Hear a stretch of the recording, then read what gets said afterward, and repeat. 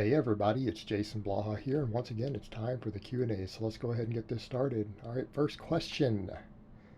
Do you think conjugate on a 3-day split is a good idea when cutting, and if so, how much weekly volume would you recommend? Enjoy your content. Thanks, Jason.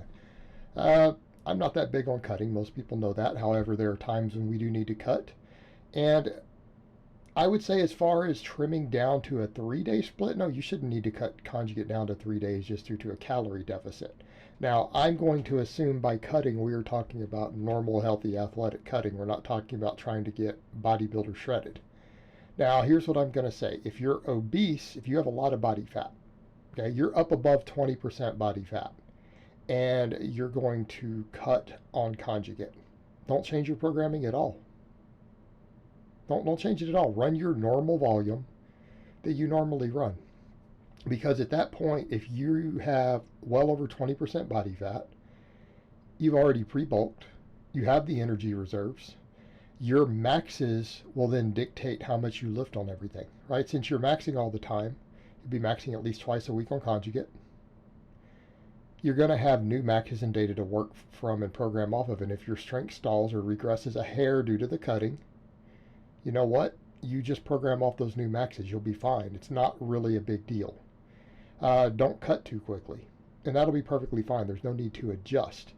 Now, what I'm going to say for someone who's a bit leaner, like if you're a leaner person who's like, well, I want to get down and get, pretty decently lean, like you're 15% body fat or something, a very healthy athletic level, and you're going to cut down to like 11 or 12% because you want abs or you want to make a tighter weight class or whatever your purposes are for doing that.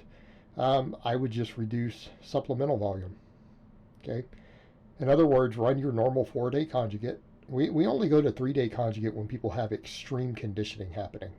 And I have cases of people who still do 4-day conjugate who do excessive amounts of conditioning due to their career. Okay. And they still do pretty dang good. Their lower body lifts get hammered a little bit, but they do good. But usually it's for combat athletes and things. People who have very serious athletic training outside of their lifting. That's the only time we do 3-day. Just being in a small calorie deficit shouldn't dictate that. So what I'm going to say is that run your 4-day and reduce your supplemental volume. Like if you're in a deficit, you need to look through and say, do I really need this many lifts? Right? Do you really need 2 sorts of supplemental presses and tricep extensions? Or could you get by with just a closed grip bench or a floor press? Okay. If you're in a deficit and we're doing other stuff, do you really need a bunch of supplemental squatting? Right? Or do you need to be adding hip belt squats and other stuff? Do you really need all the extra volume trying to squeeze the last 5% hypertrophy out of a weak muscle?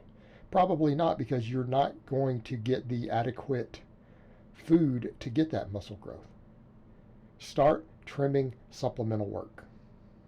Right? Start trimming supplemental work and only keep in what is necessary.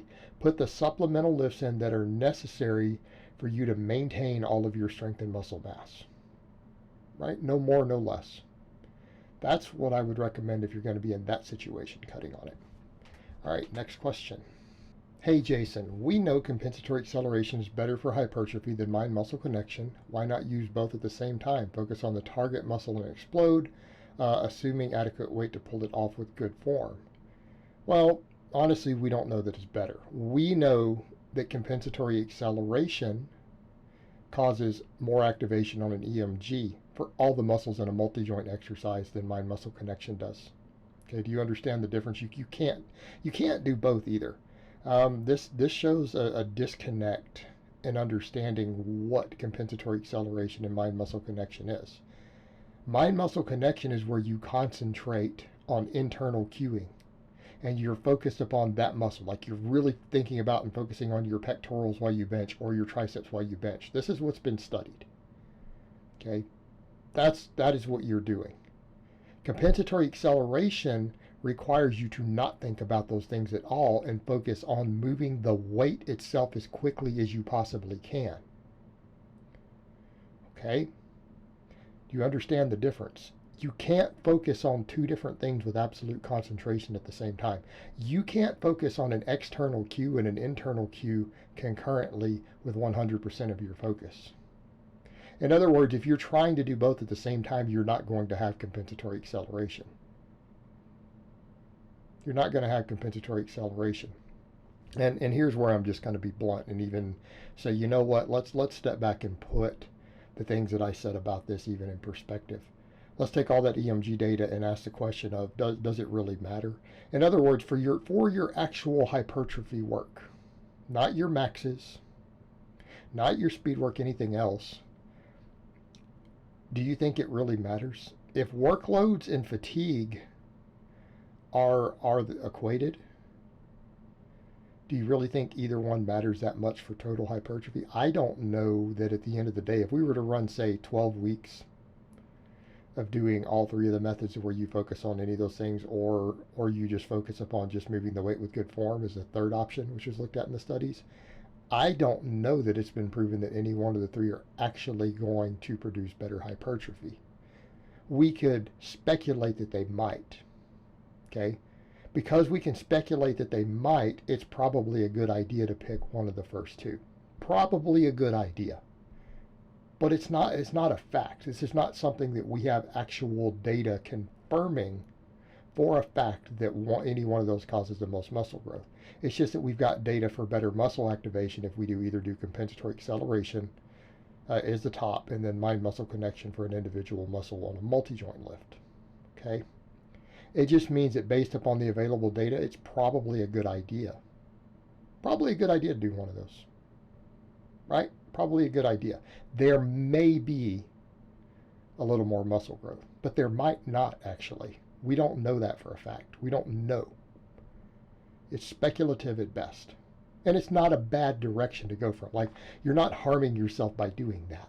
You're kind of saying, hey, there's a little bit of evidence, there's some possible benefit, we should do this. Okay, that's not a bad way to go. But don't get caught up in that it's the only thing that's going to work and that things won't work if you don't happen to do that. But you certainly can't combine the two. Okay, next question. Jason, from a longtime listener, do you still believe someone can make significant, albeit slower, hypertrophy and strength gains by doing only one hard set of 6 to 10 compound exercises 2 or 3 times a week?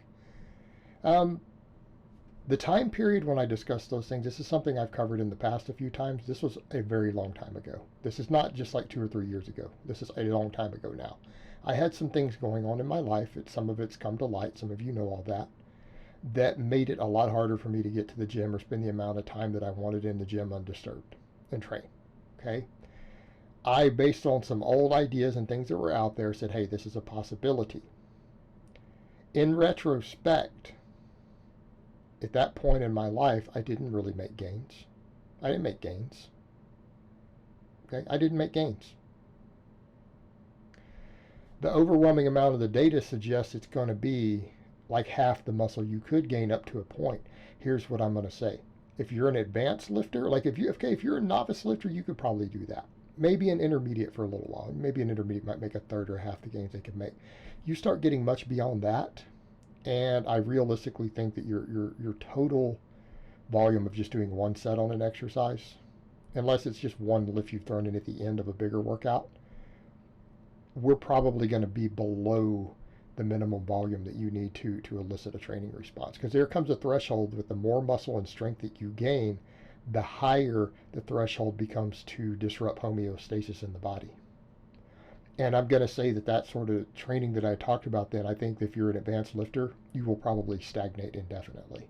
You might even regress if you do that. All you're doing with something like that is if you're dealing with a really stressful certain period of time of your life with things going on that make it absurdly difficult to get to the gym. Okay? Absurdly difficult. Like it's really a problem. You might be able to keep what you have. That's the idea. And realistically, that's the best you're going to expect from that. You need to, if you want to get good progress, you need to program appropriately. You need to do properly programmed training, and you need to make it relatively close to optimal. That's what I would recommend. That's what we do on this channel. That's what we discuss now. All right, guys, but that's really all I have to say on that today. I hope it's been informative, and I will talk to you guys next time in part 2.